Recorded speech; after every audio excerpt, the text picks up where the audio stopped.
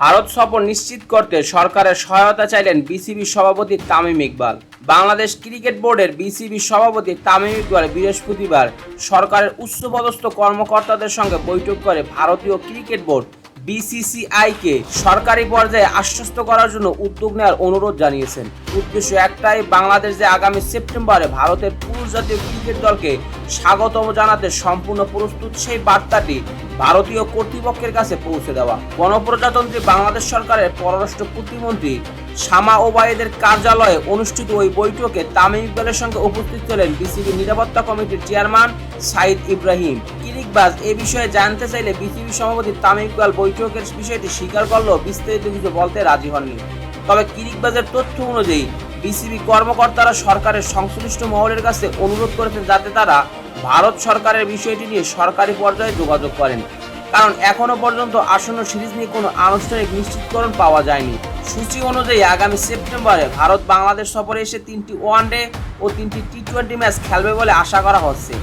এর আগে 29 জুলাই বিসিবি সভাপতি তামিম ইকবাল বলেছিলেন তারা সৃষ্টি নিয়ে আশাবাদী।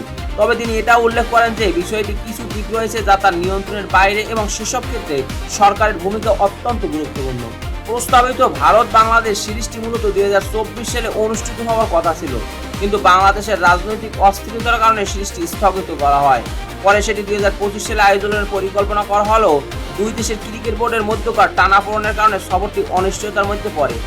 এখনো পর্যন্ত সফরটি চূড়ান্ত হয়নি, তবে সংশ্লিষ্ট সূত্রগুলোর দাবি সাম্প্রতিক ভূরাজনৈতিক পরিস্থিতির ইতিবাচক পরিবর্তনের ফলে বাংলাদেশের 6 ম্যাচের সাদা বলে সিরিজ আয়োজনের সম্ভাবনা আরও জোরালো হয়েছে।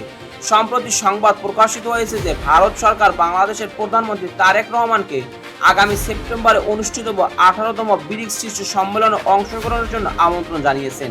এই ঘটনাটিকে ঘিরে সংশ্লিষ্ট মহলে নতুন করে আশাবাদের সৃষ্টি হয়েছে। এই প্রেক্ষাপটে বিসিবি কর্মকর্তাদের সরকারের উচ্চ পর্যায়ের সঙ্গে বৈঠকটি বিশেষ তাৎপর্যপূর্ণ বলে মনে করা হচ্ছে, কারণ 29 জুলাই পররাষ্ট্র উপদেষ্টা ডক্টর খলিলুর রহমান জানিয়েছিলেন ঢাকা ও নয়াদিল্লির সার্বভৌম সমতা এবং পারস্পরিক স্বার্থের ভিত্তিতে দ্বিপাক্ষিক সম্পর্ক পুনর্গঠন ও এগিয়ে নেওয়ার বিষয়ে একমত হয়েছে। বাংলাদেশে ভারতের নতুন হাইকমিশনারের সঙ্গে প্রথম সৌজন্য সাক্ষাতের পরে তিনি এই মন্তব্য করেন। ডক্টর খলিলুর রহমান সাংবাদিকদের বলেন, আমরা উভয় একমত যে আমাদের দুই দেশের সম্পর্ক সামনে এগিয়ে নেওয়া উচিত। সেই সম্পর্ক হবে পারস্পরিক স্বার্থের ভিত্তিতে এবং যেমনটি আমি সবসময় বলি সার্বভৌম সমতার ভিত্তিতে।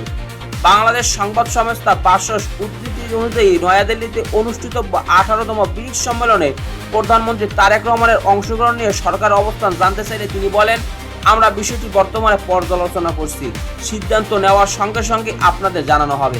ভারতের প্রধানমন্ত্রী নরেন্দ্র মোদী বাংলাদেশের প্রধানমন্ত্রী তারেক রহমানকে আগামী 12 সেপ্টেম্বর অনুষ্ঠিতব্য 18তম আন্তঃসরকারি ব্রিক্স শীর্ষ সম্মেলনে বিশেষ অতিথি হিসেবে যোগ দেওয়ার আমন্ত্রণ জানিয়েছেন। বর্তমানে ব্রিক্স জোটের সদস্য দেশগুলো হলো ব্রাজিল, রাশিয়া, ভারত, চীন, দক্ষিণ আফ্রিকা, মিশর, ইথিওপিয়া, ইরান, ইন্দোনেশিয়া এবং সংযুক্ত আরব আমিরাত। অন্যদিকে বিসিবি এখনও ইওআই এক্সপ্রেশন অফ ইন্টারেস্ট বা আগ্রহ প্রকাশ প্রক্রিয়া চূড়ান্ত করে জমা দিতে পারেনি।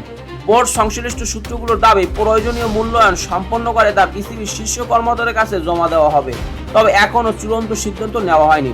ধারণা করা হচ্ছে ভারত সিরিজ আয়োজনের বিষয়ে সবুজ সংকেত পাওয়ার পরে বিসিবি এ বিষয়ে আনুষ্ঠানিক সিদ্ধান্ত নেবে।